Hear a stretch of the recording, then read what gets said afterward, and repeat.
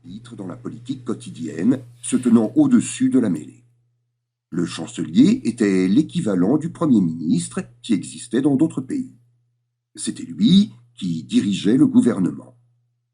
Bien qu'Hitler ait été nommé chancelier, sa formation politique, le parti nazi, ne disposait pas de la majorité absolue au Reichstag, le Parlement allemand, ce qui permettait pour le moment aux autres formations d'endiguer ses excès. Vater parlait d'un ton dégoûté, comme s'il était contraint d'évoquer un sujet répugnant, les eaux usées par exemple. Il paraissait mal à l'aise en frac. La mère de Carla buvait son café à petites gorgées et regardait par la fenêtre, feignant d'être captivée par le spectacle des gens gantés et emmitouflés, pressés de se rendre au travail. Elle faisait semblant d'être calme, elle aussi. Mais Carla se rendait bien compte qu'elle rongeait son frein.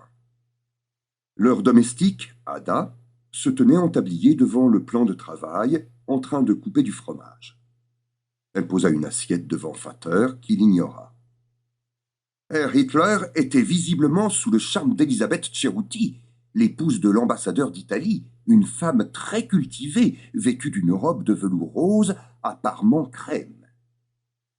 Mutter évoquait toujours la tenue des personnalités dont elle parlait dans ses articles. Elle prétendait que cela permettait aux lecteurs de mieux se les représenter.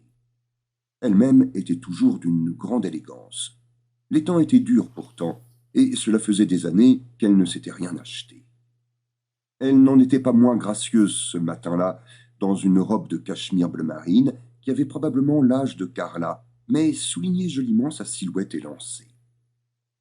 Signora Cerutti, de confession juive, est une fasciste convaincue, et ils se sont entretenus pendant de longues minutes. A-t-elle demandé à Herr Hitler de cesser d'attiser la haine contre les Juifs?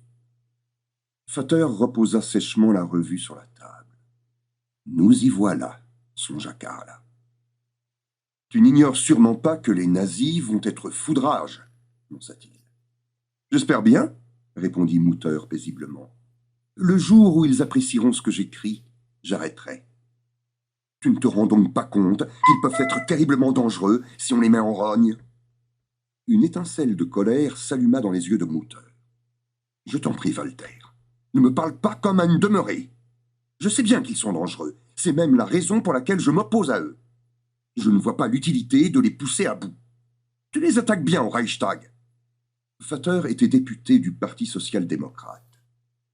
Je participe à des débats rationnels. C'était toujours pareil, songea Carla. Fatih était logique, prudent, respectueux des lois.